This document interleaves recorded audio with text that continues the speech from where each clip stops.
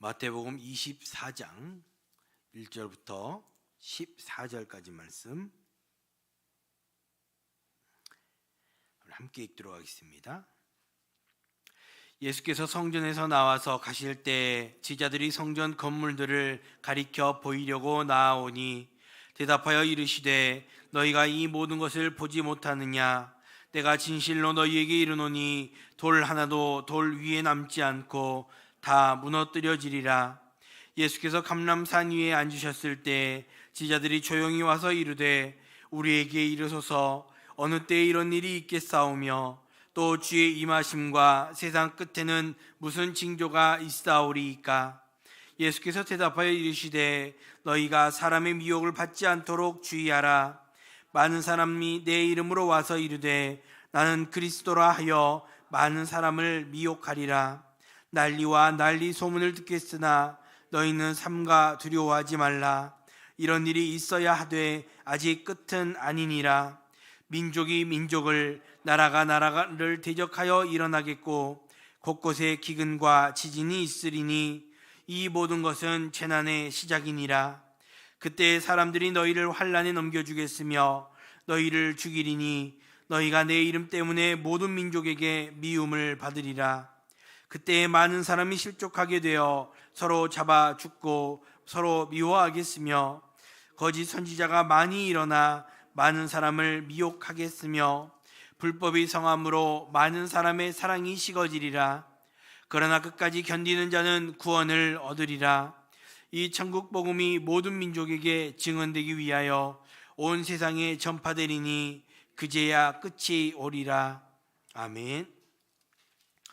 성전뜰에서 예루살렘의 종말을 예고하신 예수님은 성 밖으로 나오시면서 제자들에게 추가로 성전 파괴를 예언해 주고 있습니다. 감람산에 올랐을 때 제자들은 그 때와 징조를 묻고 예수님은 그들에게 마지막 가르침을 주고 있는 장면이 오늘 본문의 말씀이라 할 수 있습니다. 세상의 끝날에 거짓의 미혹과 전쟁, 자연재해들이 있고 제자들이 죽음에 넘겨지는 일도 있을 것을 말씀하시는데 중요한 것은 그 고통의 시간을 믿음으로 견뎌야 함을 말씀하고 있는 것입니다. 오늘 본문 가운데 재림을 사모하는 우리 모두가 성도로서 어떻게 살아가야 할 것인가 다시 한번 깨닫는 복된 시간이 될 수 있기를 주님의 이름으로 축복합니다. 먼저 함께 읽은 1절 말씀 다시 한번 보시면 예수께서 성전에서 나와서 가실 때 제자들이 성전 건물들을 가리켜 보이려고 나아오니 라고 말씀하고 있습니다. 예수님께서 종교 지도자들에게 7가지 화를 선포하신 곳은 성전 뜰이었습니다. 이제 예수님은 성전에서 빠져나오시는데 그때 제자들이 성전 건물들을 가리켜 보이려고 나와왔다라고 기록하고 있습니다. 이들이 왜 성전을 보고자 했을까요? 바로 직전 23장 마지막 부분에서 예수님은 예루살렘의 멸망을 예언하셨습니다. 예루살렘의 멸망이라는 것은 당연히 성전 파괴도 포함이 되는 것입니다. 역사적으로도 예루살렘이 이방인의 손에 넘겨질 때면 그때마다 성전의 기물들이 강탈당했고 또 성전이 회파되었던 그러한 경험들이 있었기 때문입니다. 예수님께서 예루살렘이 멸망당한다라는 예언의 말씀은 과거 역사에 그러했던 것처럼 지금 위용이 엄청난 이 성전도 멸망당할 것임을, 그래서 성전 유대교의 종말을 예언하는 것이다 라는 그러한 말입니다. 그렇게 제자들은 그 성전 건물을 다시 한번 쳐다보고 있는 것입니다. 그때 예수님은 제자들에게 2절 말씀에서 돌 하나도 돌 위에 남지 않고 다 무너뜨려질 것이다 라고 말씀하십니다. 솔로몬에 의해 건축이 되어지고 이후 헤롯에 의해서 다시 한번 더욱 크게 중건되어진 이 거대한 석조 건물이 완전히 파괴될 것이다, 돌 하나도 남김없이 파괴될 것이다 라는 말씀이었습니다. 돌 위에 돌이 남지 않을 정도의 완벽한 풍계를 제자들이 믿을 수 있었겠습니까? 이 예언의 말씀은 실제로 AD 70년에 황제 베스파시안의 아들 티투스 장군에 의해 거의 기초성만 남긴 채 성전의 형태가 완전히 사라지게 되는 일이 일어납니다. 이 마태복음 말씀이 60년대에 기록이 되었고, 그리고 70년대 이후의 독자들은 그 말씀이 성취된 것을 실제로 눈으로 보게 되었다는 것입니다. 말씀이 현실이 되는 두려운 경험을 하게 되는 것이지요. 그러나 이 당시의 종교 지도자들은 그것을 믿지 않았던 것입니다. 성전의 파괴나 유대교의 몰락들은 결국 하나님을 떠난 자의 최후가 어떤 것인가를 잘 보여주는 것이라 할 수 있는 것입니다. 하나님의 말씀은 반드시 이루어집니다. 그렇기에 그 말씀을 온전히 붙들고 신뢰하는 믿음이 우리에게 있어야 하는 것입니다. 하나님의 말씀을 온전히 붙들고 믿음으로 순종하며 살아갈 수 있는 우리 모두가 될 수 있기를 주님의 이름으로 축복합니다. 계속해서 3절 말씀 보시면, 예수께서 감람산 위에 앉으셨을 때 제자들이 조용히 와서 이르되 우리에게 이르소서 어느 때에 이런 일이 있겠사오며 또 주의 임하심과 세상 끝에는 무슨 징조가 있사오리이까? 라고 말씀하고 있습니다. 예수님께서 성전이 완전히 무너질 것이다 라는 예언의 말씀을 들은 제자들은 예수님께 조용히 나와 묻습니다. 그들은 예수님의 말씀을 온전히 깨닫지 못한 채 의구심을 가지고 있었던 것입니다. 그들이 묻는 질문은 두 가지입니다. 언제 그 같은 참혹한 일이 일어날 것인가 하고, 또 그 세상 끝이 올 때 징조가 무엇인가 하는 것을 묻고 있는 것입니다. 제자들은 이 두 개의 사건이 연속적으로 이어진 것이라 여겼습니다. 성전이 파괴가 되면 세상이 끝이 오는 것이라 여겼고, 그러한 징조를 묻고 있는 것이지요. 그러나 예수님의 이후의 설명에서 볼 때 성전 파괴의 예고는 비단 성전에 국한된 이야기가 아니라 더욱더 확장된 재림과 종말의 완성으로 이어지고 있는 것을 보게 됩니다. 제자들이 질문에 예수님은 4절에서 미혹을 받지 않도록 주의하라 라고 대답을 해주십니다. 나중에 적지 않은 사람들이 자신의 이름을 빙자하고 도용해서 그리스도라 자처하며 사람들을 미혹할 것이다 라고 말씀하는 것이지요. 또한 그러한 과정 속에 난리와 난리 소문을 들을 것이다 라고 6절에 말씀합니다. 난리와 난리 소문은 문자적으로 해석을 하면 전쟁과 전쟁에 대한 소문이라고 번역할 수 있습니다. 그러나 그러한 소문이 들려온다 할지라도 두려워하지 말라라고 말씀합니다. 아직 끝이 아니기에 두려워할 필요가 없다라는 것이지요. 그럼 예수님이 말씀하시는 끝은 무엇입니까? 6절에서는 아직 끝이 아니다 라고 하시고 14절의 말씀을 보면 그제야 끝이 오리라 라고 말씀하십니다. 전체적인 말씀과 14절의 말씀을 정리해 보면, 천국 복음이 온 세상이 전파되고 나면 그제야 끝이 올 것이다 라고 말씀할 때, 이 말씀은 땅끝까지 복음이 전해짐으로 말미암아 종말이 완성되고 주의 재림이 올 것이다 라는 교리와 믿음을 우리들에게 주고 있다라는 것입니다. 주님 오시는 그날이 끝이라는 것이지요. 그러나 성전이 무너지는 것이 끝이 아니라 그때가 오기 전까지 더 많은 재난이 있을 것이다 라는 것을 7절 이하에서 계속해서 말씀하고 있는 것입니다.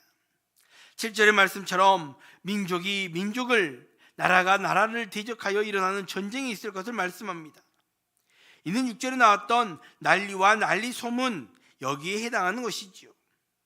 그뿐만이 아니라 곳곳에 기근과 지진이 일어납니다. 그것이 재난의 시작이다 라고 말씀하지요.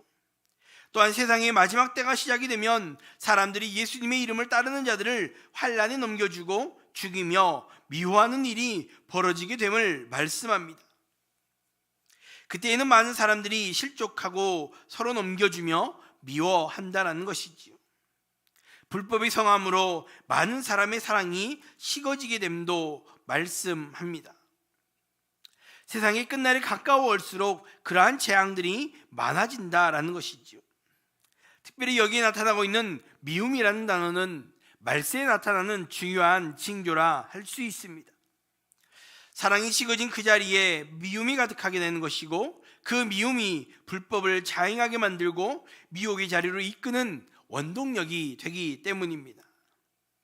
그래서 가족과 사회 구성원 간의 적대심과 증오심을 더욱더 크게 만드는 것이지요. 예수님의 이러한 말씀은 지금 이 시대의 모습을 보여주는 것과 같습니다. 미디어를 통해서 전해지는 사건과 사고들의 근본적인 원인들을 살펴보면 대부분 미움에 근거한 것이죠. 사람들은 서로 더 증오하고 예수 그리스도의 이름을 점점 더 미워한다라는 겁니다. 이미 우리도 코로나의 시간을 지나면서 경험해 보지 않았습니까? 세상 사람들이 교회를 향하여 어떤 말들을 하고 어떻게 손가락질을 하며 어떻게 미워했는지를 경험해 보았습니다. 주님이 오시는 그날이 가까워질수록 그러한 증오와 미움들은 점점 더 강력해진다라는 것입니다. 그러나 예수님은 비관의 말씀으로 끝내지 않으십니다. 13절의 말씀을 보시면 그러나 끝까지 견디는 자는 구원을 얻으리라 라고 약속해 주십니다. 예수님의 말씀과 같이 불법이 가득하고 사랑이 식어지고 미움이 만연해지는 그러한 시대가 온다 할지라도 그것을 견디는 자는 구원을 얻는다라는 것입니다. 그럼 그것을 어떻게 견딜 수 있겠습니까? 끝까지 견딘다라는 것은 시간의 개념이 아니라 믿음을 잃지 않는 그 신앙의 견고함을 강조하는 개념이다라고 볼 수 있습니다. 분명한 사실은 주님이 오시는 그날이 가까워올수록 교회는 또 성도는 더 큰 어려움 속에 봉착하게 된다는 것입니다. 핍박이 심해지고 불법이 늘어나고 사랑이 식어지는 것을 경험하는 때가 온다라는 것입니다. 그래서 타협하기는 쉬워도 순결을 지키기는 그리고 믿음을 지키기는 어려워지는 때가 반드시 온다라는 것입니다. 더 문제는 그것을 피할 수도 없다라는 것이죠. 그러나 그 시간을 견디고 믿음을 지켜나갈 때 주님이 오시는 그날에 우리는 구원의 자리에 설 수 있게 되는 것입니다. 이 고난의 시간은 막연한 고통의 시간이 아니라 진짜와 가짜를 가려내는 그러한 시간이 될 것입니다. 그리고 천국 복음이 온 땅에 전파되기를 기다리는 유예의 시간이라 할 수 있습니다. 그렇기에 우리는 그 시간을 믿음으로 인내하며 천국 복음을 전파하는 데 헌신하며 나아가야 할 것입니다. 재림을 기다리는 성도로서 천국을 사모하는 성도로서 천국 복음을 증거하며 환난 날에 믿음으로 견뎌낼 수 있는 큰 믿음의 소유자들이 다 될 수 있기를 주님의 이름으로 축복합니다. 기도하겠습니다. 먼저 말씀 생각하시면서 함께 기도할 수 있기 바랍니다.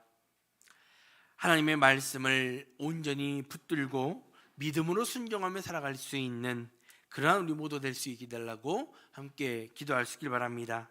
특별히 재림을 기다리는 성도로서 천국을 사모하는 믿음의 성도들로서 천국 복음을 증거하며 환난 날이 온다 할지라도 믿음으로 견뎌내는, 그래서 끝까지 견디는 자는 구원을 얻으리라는 그 약속의 말씀을 붙들고 정말로 주님 오시는 그날에 구원의 자리에 설 수 있는 우리 모두 될 수 있게 달라고 함께 기도할 수 있기 바랍니다. 그 두 번째로 교회를 위해서 기도하실 때 내일 주일입니다.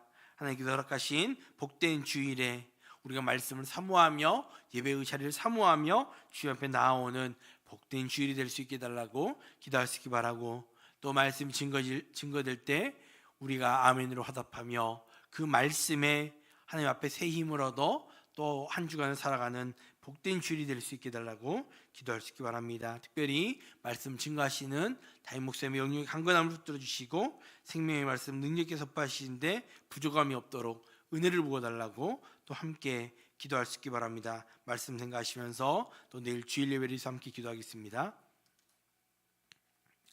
사랑과 은혜가 풍성하신 하나님, 오늘도 우리들을 이곳으로 인도하여 주시고 주의 말씀을 들으며 기도하며 복된 하루를 시작할 수 있도록 은혜를 주신 하나님 감사합니다. 특별히 주의 말씀이